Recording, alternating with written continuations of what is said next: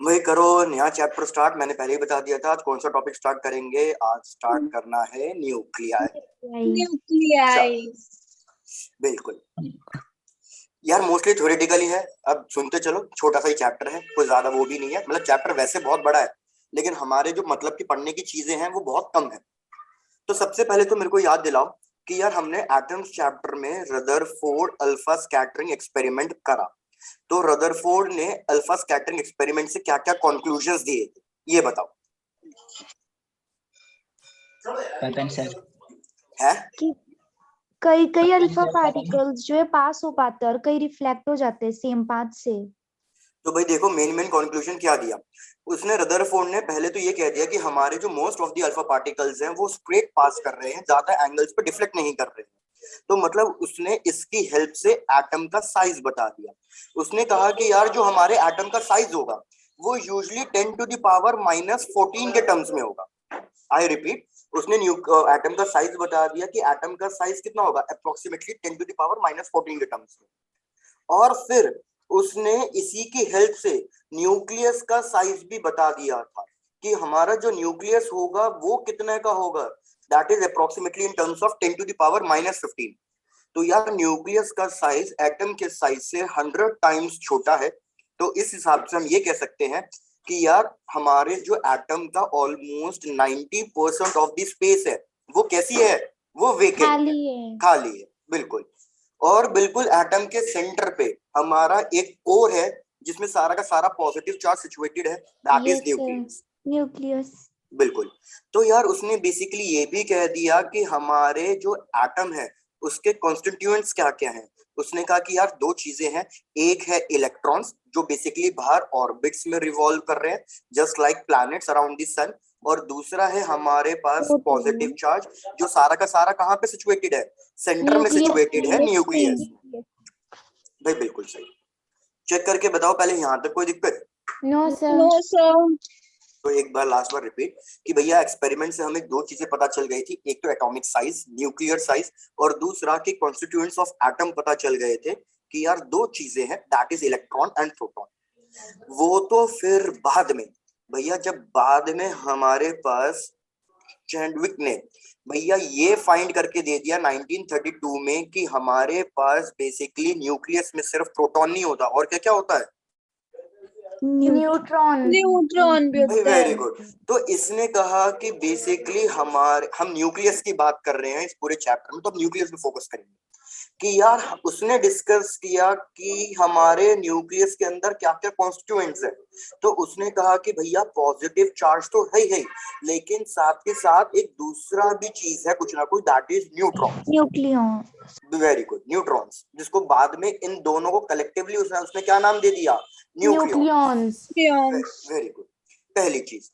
दूसरी चीज क्या पता चली यार, जब न्यूक्लियर रिएक्शन किया हेनरी बेक्वेल ने, तो उस न्यूक्लियर रिएक्शन से जैसे alpha particle scattering, beta particle scattering and gamma particle scattering, जो ये स्कैटरिंग थी, ये जो एमिशंस थे, इससे ये पता चला कि ये सारे के सारे जो एमिशंस है, अल्फा पार्टिकल, बीटा पार्टिकल्स और गामा, ये सारे के सारे बेसिकली न्यूक्लियर से ही ओरिजिनेटेड है। इनका सबका जो ओरिजिन है वो क्या है, वो न्यूक्लियर। और जो हमारा न्यूक्लियस है ये स्टेबल भी हो सकता है और अनस्टेबल भी हो सकता है। तो न्यूक्लियस की स्टेबिलिटी और अनस्टेबिलिटी पे बेस्ड होती है हमारी बेसिकली रेडियो एक्टिविटी। चेक करो, ये सारी चीजें भी क्लियर है? Yes sir. एक बार दोबारा रिपीट, चलो रिपीट। यार मैं क्या कह रहा हूँ कि पहले रदरफोर्ड के टाइम तक तो हमें तो बस यही पता था कि भैया एटम के अंदर दो ही चीजें हैं, इलेक्ट्रॉन और प्रोटॉन। इलेक्ट्रॉन ऑर्बिट्स में, प्रोटॉन न्यूक्लियस के अंदर। लेकिन जब बहुत बाद में न्यूट्रॉन की डिस्कवरी हुई तो उसके बाद पता चला कि बेसिकली न्यूक्लियस के अंदर कौन कौन से पार्टिकल्स हैं। न्यूक्लियस के अंदर अकेला प्रोटॉन नहीं है, न्यूक्लियस के अंदर न्यूक्लियस को स्टेबल करने के लिए, न्यूक्लियस को स्टेबल करने के लिए एक और पार्टिकल है, दैट इज न्यूट्रॉन। तो एक चीज तो न्यूट्रॉन की वो पता चल गई कि न्यूट्रॉन की इंपॉर्टेंस क्या है। भैया यहाँ पे लिख रहा हूँ, न्यूट्रॉन्स की स्पेशलिटी क्या है। भाई न्यूट्रॉन की खासियत ये है कि ये स्टेबिलिटी प्रोवाइड करते हैं न्यूक्लियस को। क्या ये बात समझ में आई Avinash? Yes sir. Neutron stability provide करते हैं। तो इन दोनों को कलेक्टिवली, ये न्यूक्लियस के पार्टिकल्स है तो इसलिए इन दोनों को कलेक्टिवली हम क्या कहेंगे, न्यूक्लियॉन्स कहेंगे। फिर जब बहुत बाद में रेडियो एक्टिव रिएक्शंस हुए, हेनरी बेकरेल ने करे, alpha particle scattering, beta particle, gamma scattering, ये जो स्कैटरिंग हुई, पता चला कि ये बेसिकली ये सब के सब कहां से ओरिजिनेट हो रहे हैं, इनका जो ओरिजिनेशन है वो कहां से हो रहा है, दैट इज न्यूक्लियर ओरिजिन, कि ये सब चीजें न्यूक्लियस से ही बाहर निकल के आ रही है। तो एक तरीके से हम ये कह सकते हैं कि हमारा जो अल्फा पार्टिकल है या बीटा पार्टिकल या गामा है, ये सब बेसिकली कहीं ना कहीं न्यूक्लियस में ही प्रेजेंट है, लेकिन किसी ना किसी अदर फॉर्म में। क्या ये चीज भी क्लियर है? Yes, हाँ sir. जी। गुड। और उसके बाद फिर ये पता चला कि जो बेसिकली हमारी रेडियो एक्टिव एलिमेंट्स है, रेडियो एक्टिव रिएक्शंस है, न्यूक्लियर रिएक्शंस है, ये सब डिपेंड करेंगे न्यूक्लियस की स्टेबिलिटी पे। हमारा न्यूक्लियस जितना ज्यादा स्टेबल होगा मतलब वो उतना ज्यादा अनरिएक्टिव होगा, वो रिएक्ट नहीं करेगा किसी से, न्यूट्रल। लेकिन अगर हमारा न्यूक्लियस अनस्टेबल है, तो जैसे आपने एटम्स में पढ़ा होगा, हमारा एक इलेक्ट्रॉन अगर एक्साइटेड स्टेट में चले जाता है और फिर वो एक्साइटेड स्टेट से वापस ग्राउंड स्टेट में आता है, तो वो क्या करता है? कलर शो करता है।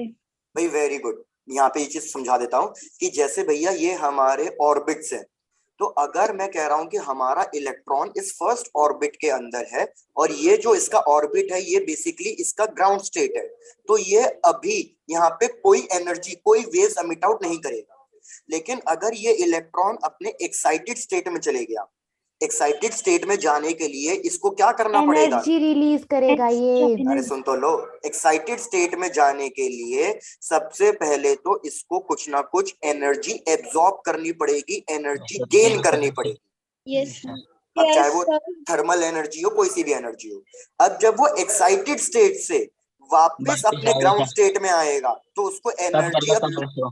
बिल्कुल एनर्जी लूज करनी पड़ेगी, और जो ये एनर्जी लूज करेगा ये बेसिकली इलेक्ट्रोमैग्नेटिक वेव्स, रेडिएशन के फॉर्म में एनर्जी लूज होगी, जिसमें हमें प्रॉपर स्पेक्ट्रम मिलता है, लेमन सीरीज, बेलमर सीरीज, प्लेशन सीरीज, ये सारी सीरीज मिलती है। तो ऐसा ही सेम पता है न्यूक्लियस के अंदर भी है। अगर हमारा न्यूक्लियस अनस्टेबल है तो हम कहेंगे कि भैया हमारा न्यूक्लियस बेसिकली एक्साइटेड स्टेट में चल रहा है। ठीक है, रिपीट, अगर हमारा न्यूक्लियस अनस्टेबल है, और वो अनस्टेबिलिटी कौन लेके आएगा? अनस्टेबिलिटी डिसाइड करेगा नंबर ऑफ न्यूट्रॉन्स, कि नंबर ऑफ न्यूट्रॉन्स हमारे बहुत कम हैं या बहुत ज्यादा हैं, वो डिसाइड करेगा स्टेबिलिटी को। तो हमने देखा कि यार अगर हमारा न्यूक्लियस अनस्टेबल है तो हम उसको कह सकते हैं कि हमारा न्यूक्लियस एक्साइटेड स्टेट में चले गया। तो जब वो एक्साइटेड स्टेट में है तो वापस अपने नेचुरल स्टेट में आने के लिए क्या करेगा? कुछ ना कुछ एनर्जी लूज करेगा, और वो बेसिकली हमारा न्यूक्लियर रिएक्शंस होंगे। Yes, sir. चलो तो यहाँ तक नोट डाउन करो। अब हमें बेसिकली करना क्या है पूरे में, हमें पूरा न्यूक्लियस के बारे में पूरी डिटेलिंग करनी है, डिटेलिंग पढ़नी है कि जैसे ये प्रोटॉन है, क्या होता है प्रोटॉन, इसका मास क्या, न्यूट्रॉन क्या होता है, काम क्या है इन सबका, ये सब चीजें करनी है।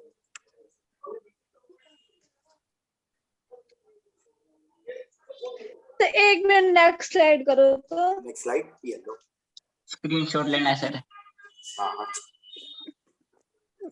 नालाय, हो गया सर, हो गया। भाई हो गया है बाकी सबका भी? Sir previous slide. हो गया। ये सर अविनाश का नहीं हुआ ना अभी। हाँ हाँ ठीक है, वेट कर रहा हूँ। तो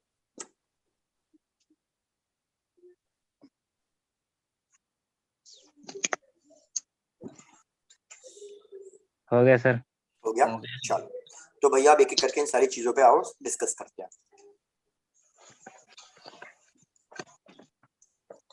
तो भैया हम अभी पूरा होल स्टडी कर रहे हैं अबाउट एटम्स। तो भैया मेरे को बता दो क्या क्या चीजें हैं एटम्स के अंदर। जैसे हमने सबसे पहली चीज पता है, सबसे पहली चीज है इलेक्ट्रॉन। इस पे चार्ज किस टाइप का है? इलेक्ट्रॉन भाई नेगेटिव चार्ज है। इसका जो मास है, इसका मास बहुत ज्यादा कम है। भाई कितना है इसका मास? 9.1 into 10 to the power minus 31 kilogram. Kilogram. ठीक है, इसका मास बहुत ही कम है। इसका चार्ज कितना है भैया? इसका charge 1.6 into 10 to the power minus 19 Coulomb's. तो यार एक बार रिपीट, इलेक्ट्रॉन है हमारे पास सबसे पहला पार्टिकल जो ऑर्बिट्स में रिवॉल्व कर रहा है। ये बेसिकली न्यूक्लियस का पार्ट नहीं है, ये एटम का पार्ट है। ये नेगेटिव चार्ज, मास इसका बहुत ही कम 9.1 into 10 to the power minus 31 kilogram, और इसके ऊपर चार्ज कितना है? 1.6 into 10 to the power minus 19 coulombs. ये इलेक्ट्रॉन हमारा भैया इलेक्ट्रिक फील्ड और as well as magnetic field दोनों से ही डिफ्लेक्ट होता है। ठीक है, क्योंकि ये कुछ ना कुछ sir. इलेक्ट्रिक प्रॉपर्टी और मैग्नेटिक प्रॉपर्टी दोनों रखता है, तो इसलिए सिंस ये इलेक्ट्रिक प्रॉपर्टी और मैग्नेटिक प्रॉपर्टी दोनों ही रखता है तो ये दोनों से डिफ्लेक्ट होता है। वेयरएस अगर हम दूसरी चीज की बात करें, दूसरी चीज हमारे पास है भैया प्रोटॉन। क्या मास है इसका, क्या चार्ज है इसका?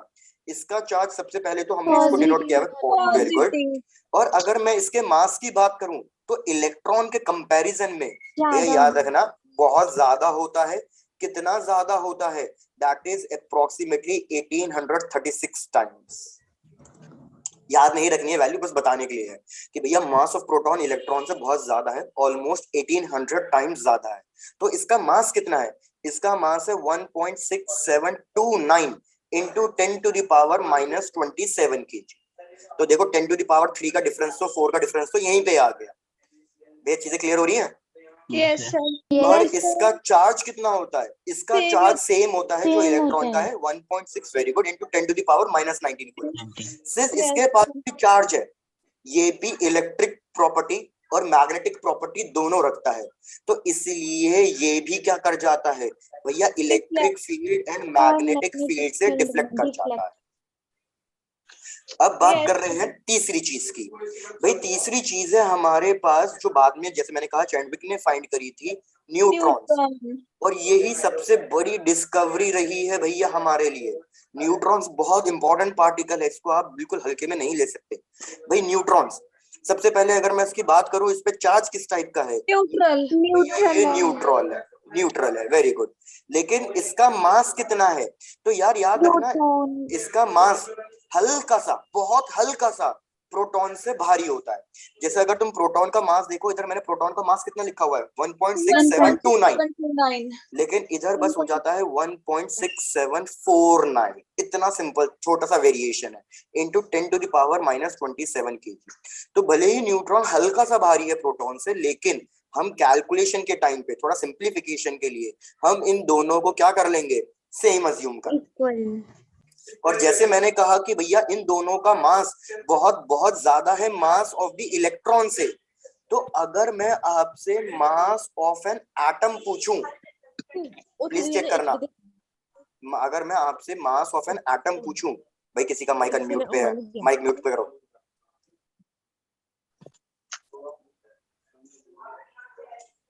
तो अगर मैं आपसे मास ऑफ एन एटम पूछूं तो जनरली क्या होना चाहिए भैया? जनरली होना चाहिए मास of neutron plus mass of proton plus mass of electron, क्योंकि ये तीन चीजें मिला के ही तो होगा।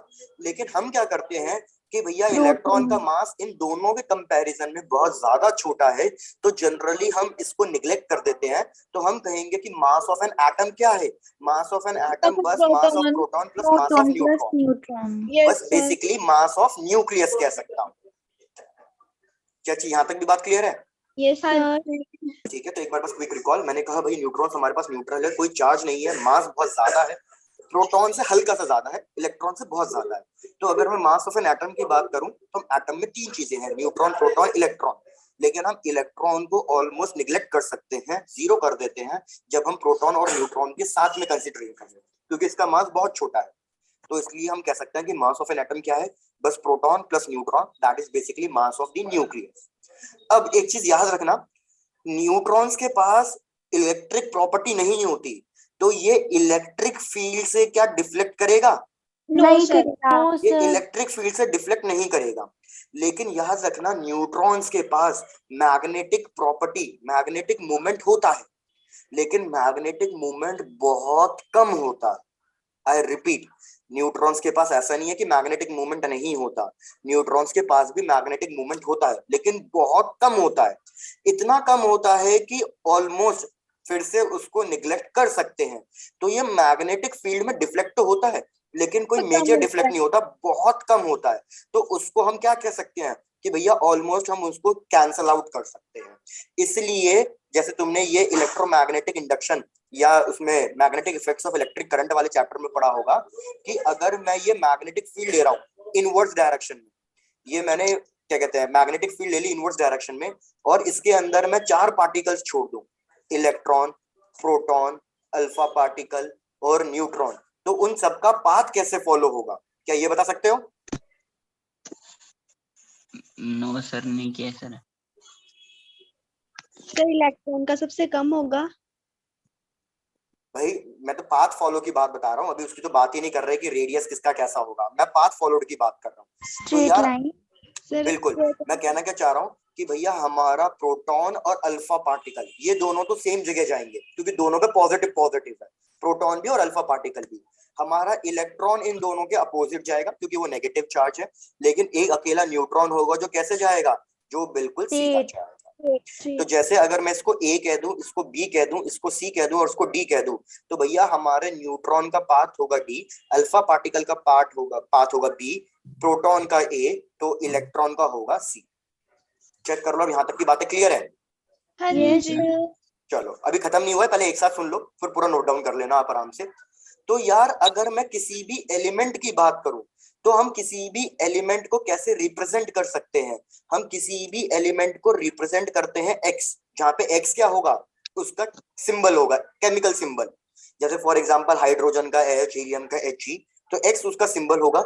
और हम यहाँ पे दो चीजें रिप्रेजेंट करते हैं, किसी भी एलिमेंट के लिए दो चीजें चाहिए उसकी इंफॉर्मेशन के लिए, एक होता है जेड और एक होता है ए। भैया तो मेरे को बताओ जेड क्या होता है और ए क्या होता है? सर ए एटॉमिक ये नंबर। एटॉमिक नंबर, Z और atomic मास number, है मास। उल्टा मास बोल Z दिया, atomic number, बिल्कुल। सर जेड होता है एटॉमिक नंबर। तो अगर मैं ए की बात करूं तो भैया ए होता है atomic हमारे mass, ए पास mass atomic number. Mass number. Mass atomic atomic mass, mass. Atomic mass मत बोलो, गलत और हो जेड जाएगा। होता है एटॉमिक अरे नंबर। यार पहले सुन तो लो, मैं बोल रहा हूँ भैया ये गलती मत करो, आप सिर्फ एटॉमिक मास कह रहे हो, मैं कह रहा हूँ ए एटॉमिक मास नहीं है, ए एटॉमिक मास नंबर है, तो ये भी एक नंबर है, मास नहीं है। जैसे फॉर एग्जांपल अगर तुम लोग कहोगे, फिर तो तुम लोग कहोगे सर गोल्ड का 79 केजी, अरे 79 केजी थोड़ी है, ये 79 उसका नंबर है। Yes sir. और जेड क्या है? जेड है एटॉमिक नंबर। Atomic number. बिल्कुल। अब ये एटॉमिक नंबर क्या होता है और एटॉमिक मास नंबर क्या होता है? एटॉमिक नंबर वो होता है जो पीरियोडिक टेबल में होता है सर, इसका अरे नंबर। वाह, अरे वाह। चलो अभी नोट डाउन करने का टाइम सर दूंगा number please. Of protons is equal to atomic number. बिल्कुल, अभी मैं नोट डाउन करने का टाइम दूंगा तो ये मत बोलना सर प्रीवियस स्लाइड, पहले सुनते जाओ। भाई हमारे पास जेड होता है basically number of number of protons. Protons. अब अगर हमारे पास एटम न्यूट्रल है, तो इस केस में मैं कह सकता हूं कि भैया नंबर ऑफ प्रोटॉन्स ही किसके बराबर होगा, नंबर ऑफ इलेक्ट्रॉन्स के। तो ये गलती मत करना कि तुम लोग ये कह दो कि नहीं, जेड होता वाला है नंबर ऑफ इलेक्ट्रॉन्स, भैया गलत। जेड नंबर ऑफ इलेक्ट्रॉन्स नहीं होता, क्योंकि नंबर ऑफ इलेक्ट्रॉन्स तो चेंज हो सकते हैं। अगर कोई बॉडी नेगेटिव चार्ज है तो उसमें नंबर ऑफ इलेक्ट्रॉन ज्यादा हो सकते हैं, और अगर कोई बॉडी पॉजिटिव चार्ज है तो उसमें नंबर ऑफ इलेक्ट्रॉन्स कम हो सकते हैं। लेकिन कौन सी चीज है जो कांस्टेंट रहेगी, that is number of proton. Protons. तो याद रखना जेड एटॉमिक नंबर है, that is number of protons, number of electrons नहीं। अगर एटम न्यूट्रल है तब जाके ये नंबर ऑफ इलेक्ट्रॉन्स के बराबर। फिर अगर मैं बात करूं ए की, भैया ए क्या था, A atomic mass number number of था। Neutrons plus number of protons. भाई वेरी गुड, ये होगा number of protons plus number of neutrons. तो अगर मैं सिर्फ नंबर ऑफ न्यूट्रॉन्स कैलकुलेट करना चाहूं, तो क्या मैं नंबर ऑफ न्यूट्रॉन्स कैलकुलेट कर सकता हूँ? Yes sir. मुझे यस पता सर। है z है सिर्फ प्रोटॉन्स के लिए, मतलब इस नंबर ऑफ प्रोटॉन्स को रिप्लेस कर दो z से, तो हमारे पास इक्वेशन बन जाएगी कि number of neutrons is equals to nothing but a minus z। Number of P. ठीक है, एक बार रिपीट कर देता हूँ, चेक करो भैया। बस मैंने इस इक्वेशन को रिप्लेस कर दिया, मैंने कहा a equals to number of protons को ऊपर से लिख सकता हूँ z, और ये हो जाएगा सिर्फ नंबर ऑफ न्यूट्रॉन्स। तो नंबर ऑफ न्यूट्रॉन्स कैलकुलेट कर रहा हूं तो मेरे पास हो जाएगा कि number of neutrons is nothing but a minus z। तो बस अब ये चीजें याद रखना कि भैया ये चीजें हमारे पास कैलकुलेट करने के काम आएगी, कि नंबर ऑफ न्यूट्रॉन्स कभी भी कैलकुलेट करने हो a minus z, z is number of protons, और जितने नंबर ऑफ प्रोटॉन्स उतने number of electrons neutral body के लिए। अब नोट डाउन करना शुरू करें। सर डायग्राम बनाना है। सर हो गया। नहीं, ये वाला डायग्राम समझाने के लिए मैंने बनाया, आप बना लो तो अच्छी बात है कि भैया न्यूट्रॉन के पास भले ही हल्का सा नेट मैग्नेटिक मूवमेंट है, लेकिन फिर भी हम उसको जीरो अज्यूम करते हैं और ये मैग्नेटिक फील्ड में डेविएट नहीं होता।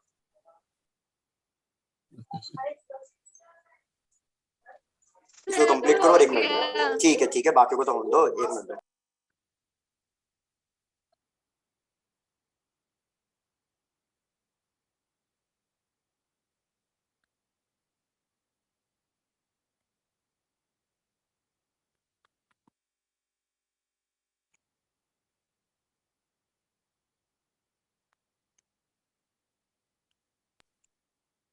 अविनाश तुम्हारा हो गया? 1 मिनट सर। ठीक है।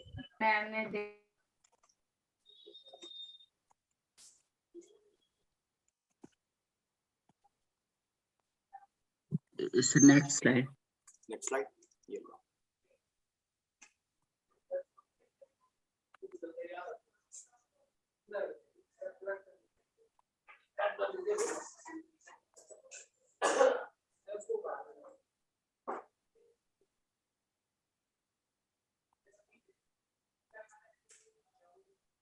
हो गया सर। हो गया। चलो डन, आगे बढ़ते हैं। तो यार हमने अब न्यूक्लियस की, जैसे मैंने कहा इस चैप्टर में भाई बात करनी है ले लेके पूरे न्यूक्लियस के बारे में, न्यूक्लियस के कंस्टिट्यूएंट्स के बारे में बात कर ली, Z atomic number, A atomic mass number. अब नेक्स्ट चीज क्या बात करनी है भाई? नेक्स्ट चीज हमें बात करनी है न्यूक्लियस के साइज की, न्यूक्लियस की डेंसिटी। तो भाई किसी का माइक अनम्यूट पे प्लीज म्यूट करो। अविनाश तुम्हारा ही है, म्यूट करो। हाँ, अब हमें बात करनी है भैया न्यूक्लियस के साइज की, न्यूक्लियर साइज की। तो यार रदरफोर्ड ने इतना तो देखो बता ही दिया था कि हमारा जो न्यूक्लियस का साइज है वो अप्रोक्सीमेटली किस में होता है? फर्मी मीटर में होता है, 10⁻⁻15 में होता है। लेकिन ये न्यूक्लियस साइज किस पे डिपेंड करता है? तो भैया वो चीज करनी है। सबसे पहले, क्या न्यूक्लियस कोई एक सॉलिड चीज है? नहीं। तो भैया नहीं। याद रखना, न्यूक्लियस कोई सॉलिड चीज नहीं है और ये इर्रेगुलर शेप की है, इसकी कोई स्पेसिफिक बाउंड्रीज भी नहीं है। आई रिपीट भैया, न्यूक्लियस कोई स्पेसिफिक बाउंड्रीज नहीं है और ये कोई सॉलिड ऑब्जेक्ट नहीं है। जो सेंस तो ये सॉलिड ऑब्जेक्ट है ही नहीं, तो उसकी कोई स्पेसिफिक बाउंड्री तो हो ही नहीं सकती।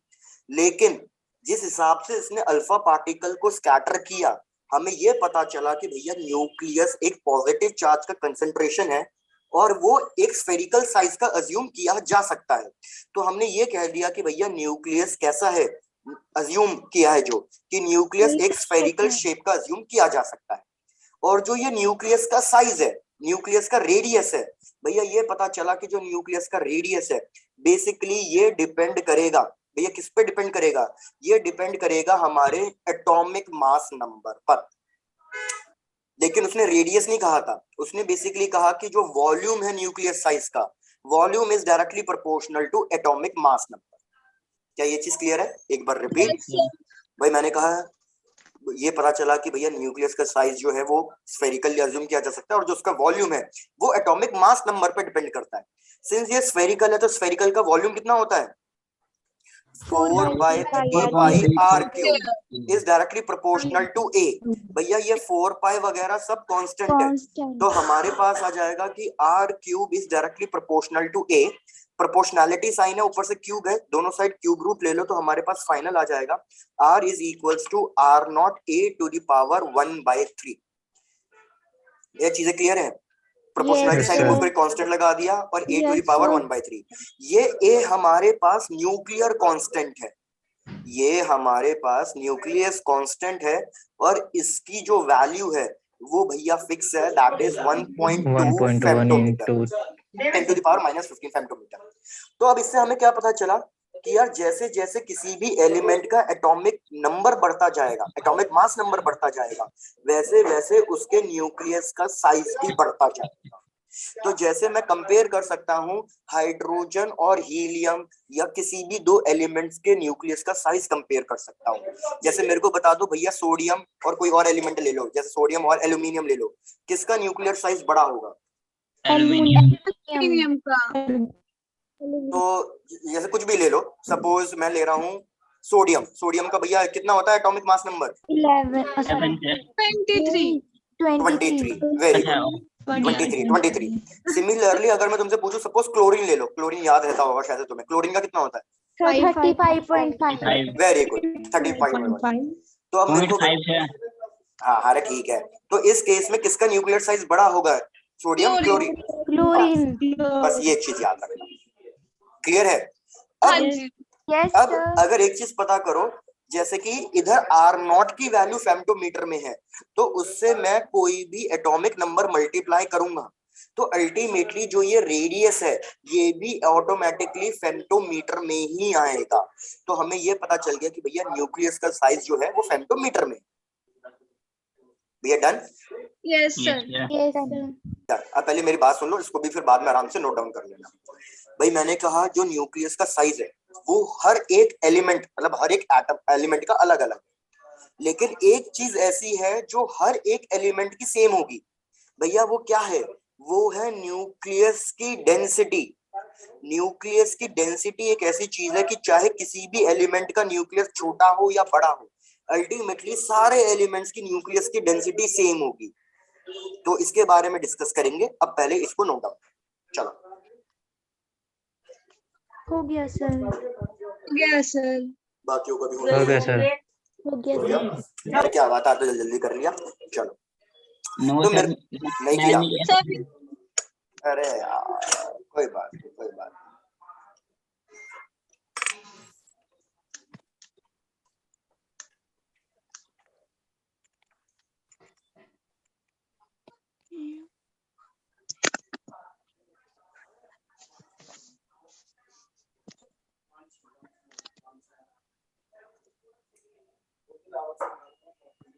Yes sir, done sir. चलो तो मेरे को बताओ भाई, डेंसिटी का फॉर्मूला क्या होता है, कैसे कैलकुलेट कर सकते हैं density? Mass per unit mass volume. Over volume. भाई very good, mass upon volume. तो यार इधर एक बात बताओ, वॉल्यूम को तो मैं लिख सकूंगा यहाँ पे, भैया वॉल्यूम को पहले रिप्लेस कर रहा हूँ 4/3 पाई आर क्यूब, और मेरे को पता है अभी रेडियस का फॉर्मूला क्या था। रेडियस का formula basically R cube. R not. R not A. Very good, तो ये हो जाएगा 4/3 पाई आर नॉट ए। भैया चेक करो ये क्लियर है? हाँ जी यस क्लियर है। आर नॉट क्यूब आएगा क्या, एक बार चेक कर लेते हैं। भाई इधर हमारे पास था आर, इधर दोनों साइड क्यूब लूंगा तो आर क्यूब क्यूब, और ये ए हटेगा बिल्कुल। तो हमारे पास फॉर्मूला बच आएगा 4/3 पाई आर नॉट क्यूब इंटू ए। अब ऊपर बात आ रही है टोटल मास की, तो मेरे को बताओ टोटल मास कैसे लिखेंगे। तो मैंने अभी तो बताया था कि भाई मास ऑफ एन न्यूक्लियस किसके बराबर होगा? Mass of proton plus mass of neutron. Mass of neutron. तो भैया नंबर कितना टोटल, पहले ये भी तो पता करने का टोटल मास निकालने के लिए कि टोटल कितने प्रोटॉन और कितने न्यूट्रॉन है। तो भैया इन दोनों को मैंने सेम माना, मैंने मास ऑफ प्रोटॉन और मास ऑफ न्यूट्रॉन को सेम माना, तो मैंने इसको लिख दिया m, और इसको मैं लिख दूंगा a, क्योंकि a क्या है? a है total number of protons plus neutron. Check करो ये चीज समझ में आई है या रिपीट करनी है? Yes sir. रिपीट आइए सर। रिपीट करनी है रिपीट सर। करनी है। रुको रुको समझाता हूँ, कोई बात नहीं। भाई राधिका मैडम ये समझो कि यहाँ पे मेरे पास सपोज 2 प्रोटॉन, ठीक, और 2 ही न्यूट्रॉन्स है। Yes sir. तो मेरे को बताओ इधर मैं मास ऑफ द न्यूक्लियस क्या लिखूं? 2 of mass of proton plus 2 of mass of neutron. 2 of mass of neutron. हाँ जी अभी मैंने कहा था ये दोनों मास ऑलमोस्ट कैसे हैं? सेम है। सेम। हाँ तो जी इनको ऐसे लिख सकता हूँ 4 times the mass of proton या न्यूट्रॉन। Yes sir. तो अगर ऐसे मेरे पास यहाँ पे 3 हो जाए, अब क्या लिखूंगा मैं यहाँ पे? 6, मतलब जितने पार्टिकल्स हैं उतना नंबर यहाँ पे आ जाएगा। क्या ये बात समझ में आई? Yes sir. तो टोटल कितने पार्टिकल्स होते हैं एक न्यूक्लियस के अंदर? भैया टोटल पार्टिकल्स होते हैं ए, क्योंकि ए का मतलब ही क्या था? ए का मतलब यही था ना, number of protons plus number of neutrons. तो टोटल उसको मैंने ए से रिप्लेस कर दिया और यहाँ पे एम लिख दिया, तो इसलिए टोटल मास किससे हो जाएगा? एम ए से। M A. अब क्लियर है? Yes sir. तो इधर भी हाँ एम ए जी। लिख दिया। अब चेक करो क्या क्या कैंसिल आउट हो गया। ए ए तो कैंसिल आउट हो गया। तो देखो हमें क्या पता चला कि भैया जो न्यूक्लियस की डेंसिटी है वो independent of atomic mass number है, इंडिपेंडेंट ऑफ एलिमेंट है। यहाँ पे आ रहा है मास, अब वो तो चाहे हाइड्रोजन लो, हीलियम लो, सोडियम लो, एल्यूमिनियम लो, कुछ भी लो, भैया सबके प्रोटॉन का मास तो सेम ही होगा। फिर नीचे क्या आ रहा है डिनोमिनेटर में? 4/3 पाई आर नॉट क्यूब, ये वैल्यू भी कांस्टेंट है। तो इससे हमें क्या पता चला कि भैया न्यूक्लियस की जो डेंसिटी है वो कांस्टेंट है, वो independent of atomic number, independent of element है, independent of atomic mass number. Yes sir. अब भैया ये डेंसिटी कितनी है? ये डेंसिटी है आपके पास approximately 2.3 into 10 to the power, भैया देखना बहुत बड़ी वैल्यू है, 2.3 into 10 to the power 17 kg पर मीटर क्यूब। पहले यहाँ तक नोट डाउन करो, इसमें अभी आगे और समझा रहा हूं, पहले यहाँ तक नोट डाउन करो। और एक मिनट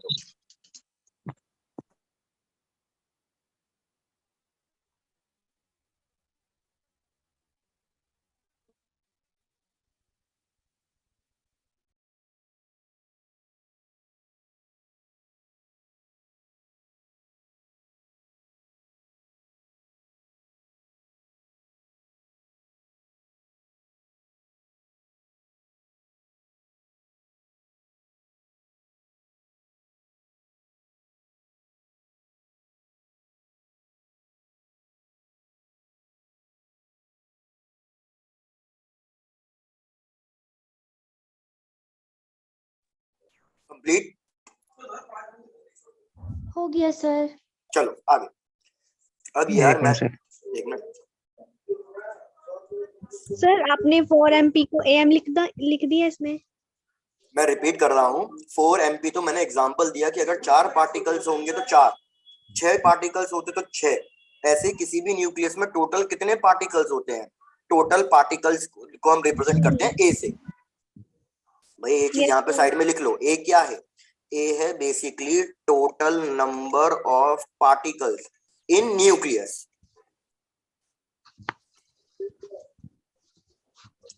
तो इसलिए 4 की जगह ए, जो भी एलिमेंट होगा उसके एटॉमिक नंबर अलग अलग होगा, और MP की जगह सिमिलरली मैंने लिख दिया M, मास ऑफ प्रोटॉन और न्यूक्लियस दोनों को सेम अज्यूम करके।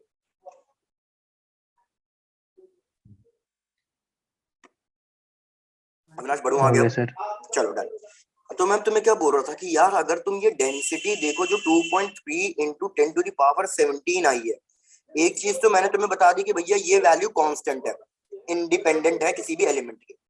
अब किसी को डेंसिटी ऑफ वाटर याद है? भाई डेंसिटी ऑफ वाटर होती है 1 into 10 to the power 3। ऐसे ही अगर मैं तुमसे बोलूं भैया डेंसिटी ऑफ आयरन, जैसे आयरन तो बहुत स्ट्रॉन्ग मटेरियल है, आयरन की बात करूं उसकी अप्रोक्सीमेटली होती है 7.8 into 10 to the power 3। Steel की बात करूं तो स्टील की ज्यादा होती है 8.8।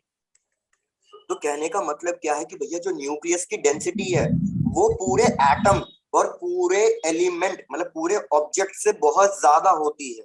क्यों? यहां लिख रहा हूं मैं, प्लीज चेक करना। Density of nucleus is much much much greater than density of whole atom. क्योंकि यार न्यूक्लियस के अंदर पॉजिटिव चार्ज बहुत ज्यादा टाइटली पैक्ड है, इतना ज्यादा टाइटली पैक्ड है कि उसकी डेंसिटी 10 to the power 17 के टर्म्स में आ रही है। लेकिन हमारा जो होल एटम है वो इतना ज्यादा टाइटली पैक्ड नहीं है, क्योंकि ये तो रदरफोर्ड ने बताया दिया था कि भैया 90% ऑफ द स्पेस एटम के अंदर कैसी है? खाली है, खाली है। तो मतलब एटम हमारा इतना ज्यादा टाइटली पैक्ड नहीं है। सिमिलरली अगर मैं होल ऑब्जेक्ट की बात करूं तो होल ऑब्जेक्ट के अंदर भी एटम इतने ज्यादा टाइटली पैक्ड नहीं है कि उनकी डेंसिटी 10 to the power 17 में है। तो बस ये चीज याद रखना कि डेंसिटी ऑफ न्यूक्लियस पूरे एटम और पूरे ऑब्जेक्ट से बहुत ज्यादा होती है। कुछ लोग कंफ्यूज होते हैं कि यार जब एटम की ही डेंसिटी इतनी नहीं है तो न्यूक्लियस की कैसे हो गई? भैया इससे मैटर नहीं करता, भले ही न्यूक्लियस एटम का पार्ट हो, लेकिन न्यूक्लियस के अंदर चीजें बहुत ज्यादा टाइटली पैक्ड है, इसलिए उसकी डेंसिटी बहुत ज्यादा है। क्लियर है? Yes, sir. ये इंपॉर्टेंट कंक्लूजन है, ये चीज मैं इसमें रख लेता हूँ ब्रैकेट में कि भैया न्यूक्लियस की जो डेंसिटी है वो ऑल ओवर होल एटम से ही बहुत ज्यादा है।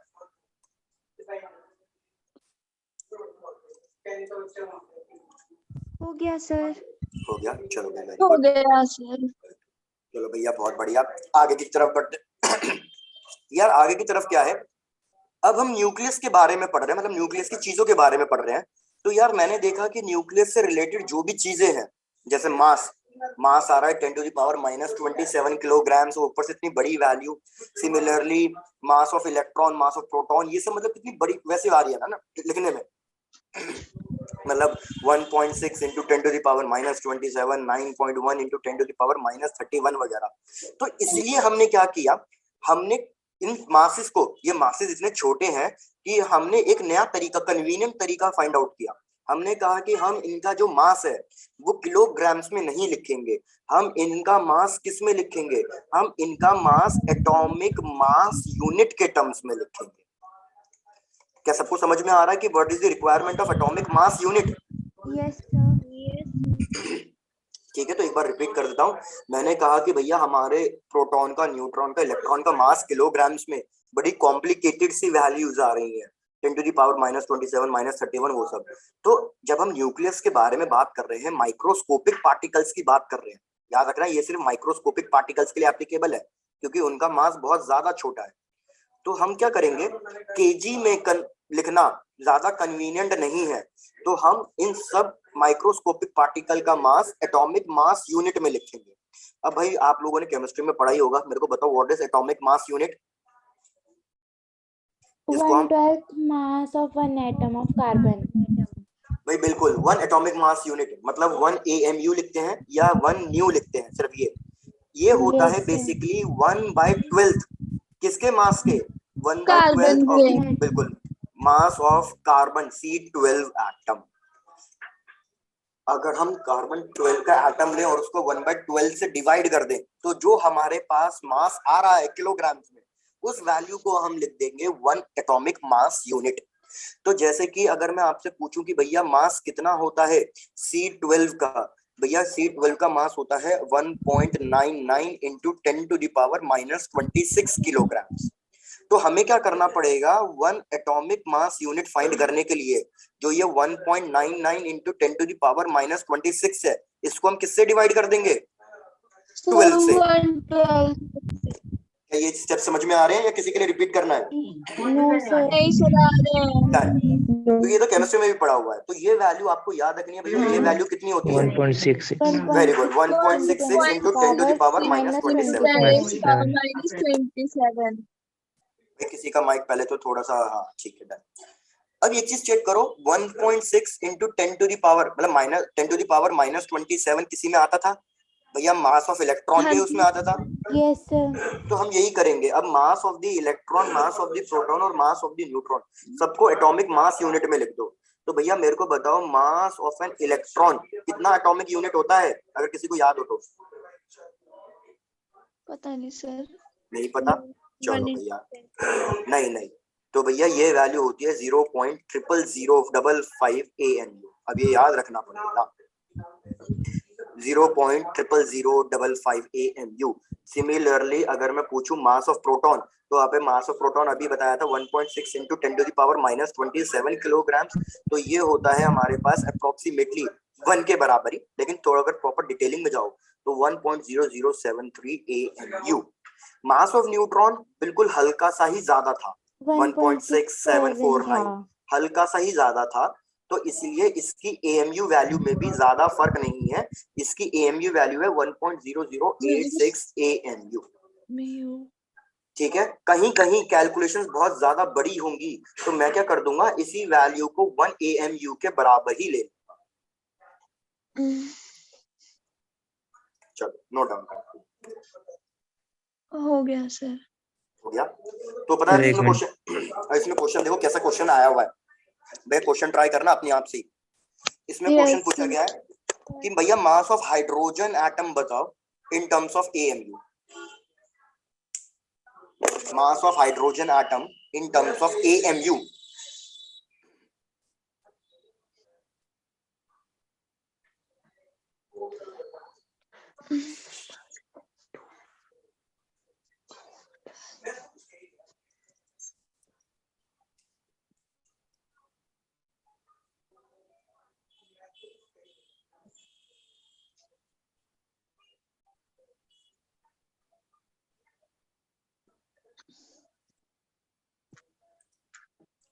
तो यार अगर मैं मास ऑफ हाइड्रोजन एटम कहूं इन टर्म्स 0.16 भाई हाइड्रोजन के अंदर याद रखो mass of proton plus mass of electron.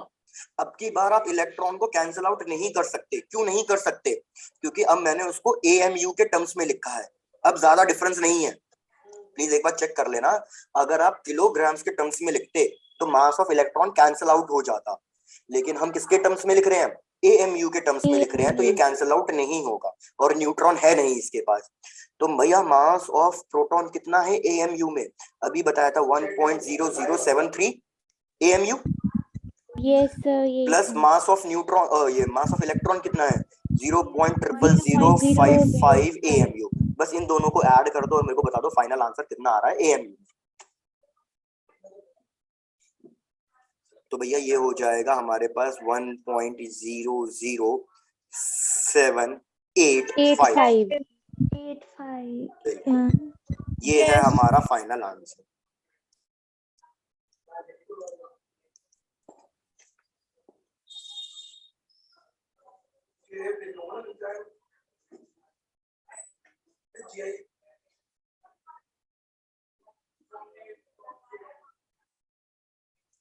जैसे कंप्लीट हो जाए बता दो। हो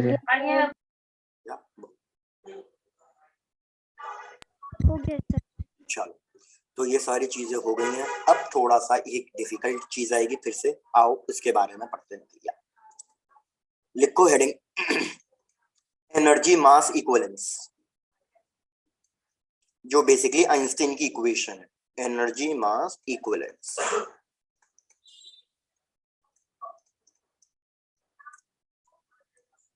भाई किसी को याद है ये फॉर्मूला, एनर्जी मास इक्विवेलेंस आइंस्टीन Yes थी? sir, E is equals to mc square. भाई very good. E equals to mc square. क्या यूज है इसका, क्या मतलब है वो बताओ आप। भाई क्या मतलब है इस सर पता रिलेशन नहीं, का? बस इक्वेशन याद थी। बस इक्वेशन याद थी। ये मतलब सर आपकी एनर्जी ना है। भाई इसका मतलब ये है कि हमारे पास, रुक जा, आया मैं लगाने के लिए। ओ अविनाश माइक म्यूट बंद करके, मतलब म्यूट करके बोला करो जो भी इतनी बकर कर रहे हो। भाई एनर्जी मास इक्विवेलेंस का मतलब क्या है कि अगर हमारे पास किसी भी ऑब्जेक्ट के पास मास है तो बेसिकली वो मास कुछ ना कुछ एनर्जी कंटेंट रखता है, एनर्जी रखता है अपने पास। हम हमेशा मास को एनर्जी में कन्वर्ट कर सकते हैं और वाइस वर्सा, हम एनर्जी को मास में कन्वर्ट कर सकते हैं। एक बार रिपीट कर रहा हूं मैं, इससे एनर्जी मास इक्विवेलेंस क्या कहना चाह रहा है कि हम हमेशा एनर्जी को किस में कन्वर्ट कर सकते हैं, मास में। मास में। और सिमिलरली अगर हमारे पास कोई भी चीज का मास है, जैसे भैया मेरे पास ये फोन है, अगर कुछ भी मास है तो अगर हमारे पास मास है तो मतलब इस मास के पास कुछ ना कुछ एनर्जी कंटेंट होगा, हम इस मास से कुछ ना कुछ एनर्जी रिलीज करवा सकते हैं। तो ये रिलेशन कहलाता है एनर्जी मास इक्विवेलेंस, इसलिए इसका नाम है इक्विवेलेंस। इक्विवेलेंस का मतलब दोनों इक्वल है, कि एनर्जी को मास में, मास को एनर्जी में कन्वर्ट किया जा सकता है। इसलिए आपने एक रिलेशन पढ़ा होगा, क्या रिलेशन है, क्या ये चीज पढ़ी थी भैया ऑप्टिक्स वगैरह या कहीं और भी पढ़ा हो, m equals to m not divided by 1 by square root of m not divided by square root of 1 minus v square by c square. ऐसा कुछ फॉर्मूला पढ़ा कभी नहीं। इलेक्ट्रोस्टैटिक्स वगैरह में? नहीं पढ़ा। No sir. इस फॉर्म, ये भी आइंस्टीन ने ही दिया था। इस फॉर्मूले से उसने क्या प्रूव किया, ये m नॉट क्या है भैया, ये m नॉट है रेस्ट मास। रेस्ट मास का मतलब किसी भी ऑब्जेक्ट का मास जब वो रेस्ट पे हो, ठीक, किसी भी ऑब्जेक्ट का मास जब वो रेस्ट पे हो। जैसे फॉर एग्जांपल ये मेरा सेल फोन है, अगर मैं इसका मास मेजर करूं, इसका मास अभी कुछ अलग आएगा, ये रेस्ट मास होगा। लेकिन अगर मैं इस पार्टिकल को बहुत ज्यादा हाई स्पीड से मूव करा दूं, भैया v क्या है, स्पीड ऑब्जेक्ट की, c क्या है, स्पीड ऑफ लाइट, मैं यहाँ लिख रहा हूँ प्लीज चेक करना, v क्या है, speed of object, velocity of object, और c क्या है हमारे पास, स्पीड ऑफ लाइट। तो अगर मैं इस ऑब्जेक्ट को बहुत ज्यादा स्पीड से मूव कराऊं, देखो अगर मैं इसको ऐसे धीरे धीरे मूव कराऊंगा ना, इसका मास बढ़ जाएगा, ये m क्या है, फाइनल मास, ये मास बढ़ेगा। लेकिन अगर स्पीड आपकी बहुत कम हुई तो जो ये m है, ये डिफरेंस बहुत कम आएगा, डिक्रीज होएगा। डिक्रीज नहीं होगा। मास हमेशा इंक्रीज ही करेगा, लेकिन मास बहुत नेग्लिजिबल अमाउंट में इंक्रीज करेगा। जैसे एग्जांपल लो भाई, जैसे मैंने कहा मैं अपने मास की बात कर रहा हूँ, जस्ट मैंने अज्यूम किया कि भैया सपोज जैसे मैं हूँ 60 किलोग्राम, जस्ट अज्यूम।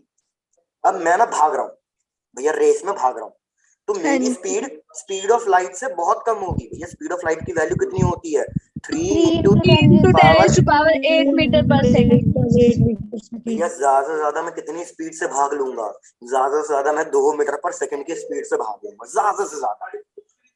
तो इसमें भी देखो कितना बड़ा डिफरेंस है, हमारी स्पीड बहुत ज्यादा छोटी है, तो इसलिए मेरा मास बढ़ेगा तो सही, लेकिन मेरा मास जो बढ़ेगा पता कितना आएगा, वो 60.000000005 किलोग्राम, इतना कुछ डिफरेंस है। तो ये एक नेग्लिजिबल डिफरेंस है। तो इसलिए अगर मैं मैक्रोस्कोपिक पार्टिकल्स की बात करूं, मैक्रोस्कोपिक पार्टिकल का मतलब क्या हुआ, बड़े पार्टिकल्स। बड़े पार्टिकल। अगर मैं बड़े पार्टिकल्स की बात करूं ना, तो जो ये डिफरेंस है m माइनस m नॉट का, ये ऑलमोस्ट नेग्लिजिबल है, मतलब बहुत छोटा सा डिफरेंस है। तो ये कॉन्सेप्ट सिर्फ किसके लिए एप्लीकेबल होगा भैया, ये कॉन्सेप्ट केवल और केवल माइक्रोस्कोपिक पार्टिकल्स के लिए एप्लीकेबल होगा। क्यों, क्योंकि माइक्रोस्कोपिक पार्टिकल्स, इलेक्ट्रॉन प्रोटॉन का मास इतना कम होता है 10 to the power -27, 10 to the power -31, कि ये बहुत हाई स्पीड गेन कर लेते हैं। जैसे अगर मैं इलेक्ट्रॉन को मूव कराना चाहूं तो electron almost speed of light के बराबर मूव कर सकता है, मतलब इसकी स्पीड इतनी तो मैं पहुंचा ही सकता हूं, स्पीड ऑफ लाइट से ज्यादा डिफरेंस नहीं है। तो इस केस में इलेक्ट्रॉन का मास अच्छा खासा चेंज होगा, नोटिसेबल अमाउंट में चेंज होगा। क्या चीजें क्लियर हो रही है? Yes sir. हाँ जी, हो रही है। तो अब क्वेश्चन ये है कि जब मैंने पार्टिकल को बहुत ज्यादा स्पीड से बढ़ाया, बहुत ज्यादा स्पीड से चलाया, तो उसका मास बढ़ा कैसे? वो मास आया कहां से? एनर्जी लगी तो उसको move बिल्कुल, कराने। तो यार अगर मैं किसी भी मास पार्टिकल को बहुत ज्यादा स्पीड से बढ़ाऊंगा तो बेसिकली उसके पास एनर्जी है, काइनेटिक एनर्जी है, और ये काइनेटिक एनर्जी ही किस में कन्वर्ट हो रही है? मास में पोटेंशियल कन्वर्ट हो रही है, पास में मास में, convert हो रही है। मास में कन्वर्ट हो रही है, मास में कन्वर्ट हो गई है, इसीलिए उसका मास बढ़ जाता है जब कोई पार्टिकल बहुत हाई स्पीड से मूव करता है। Yes sir.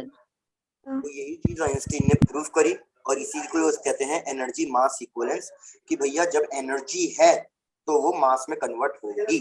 सिमिलरली इधर तो मैंने एनर्जी प्रोवाइड, मतलब काइनेटिक एनर्जी मैंने दी थी, इसलिए वो मास में कन्वर्ट हो गया। अब इसका उल्टा, सपोज मैं इससे एनर्जी ले रहा हूं, तो फिर इसके मास पे क्या फर्क पड़ेगा? डिक्रीज होगा। भाई वेरी गुड, इसका मास डिक्रीज होगा। तो पता है यही चीज थोड़ा सा यहाँ पे समझो। जैसे मैंने अभी कहा कि अगर मैं मास ऑफ द न्यूक्लियस पूछूं तो आप क्या कहोगे कि मास ऑफ द न्यूक्लियस क्या होता है? Mass proton. Of proton plus mass of neutron. लेकिन मेरे को एक बात बताओ, प्रोटॉन प्रोटॉन क्या कभी भी साथ में आ सकते हैं? नहीं तो रिपेल No, sir. करेंगे वो। अरे प्रोटॉन प्रोटॉन तो रिपेल करेंगे, तो उनको साथ में अपने आप तो नहीं आ सकते। भाई जैसे मैंने यस ये न्यूक्लियस लिया, मैं कह रहा हूँ प्रोटॉन प्रोटॉन साथ में है तो रिपेल करेंगे, तो वो अपने आप तो साथ में नहीं आ सकते।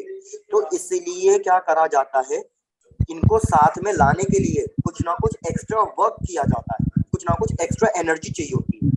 तो हमने इससे एनर्जी ली इसको कॉन्फ़िगरेशन में लाने के लिए।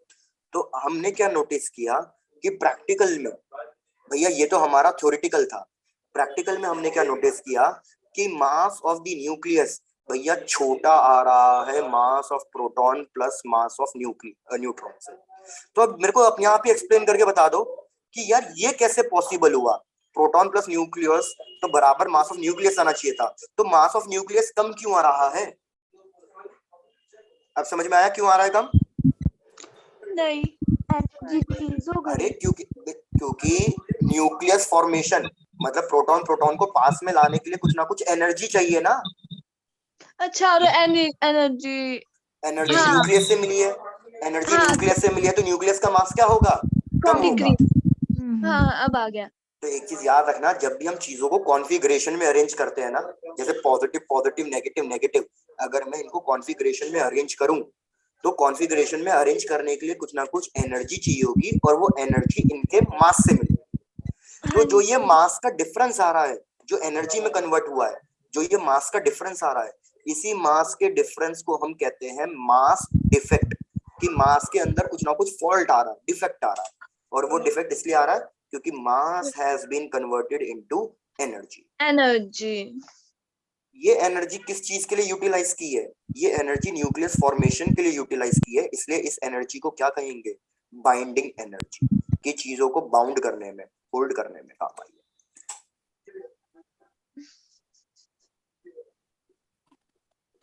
ये चेक कर लो, यहाँ तक आप पूरा कॉन्सेप्ट समझ में आ गया? हाँ जी आ गया। चलो तो पूरा छाप डालो। हो गया।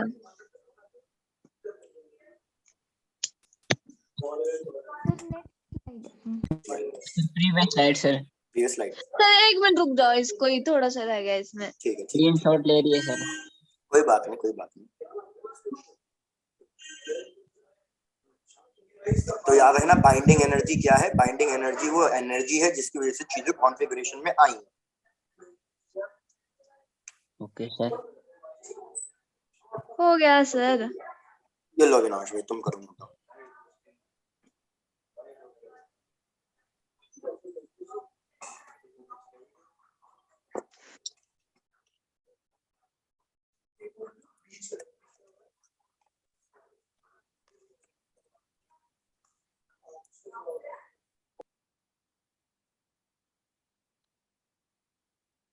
Sir next slide.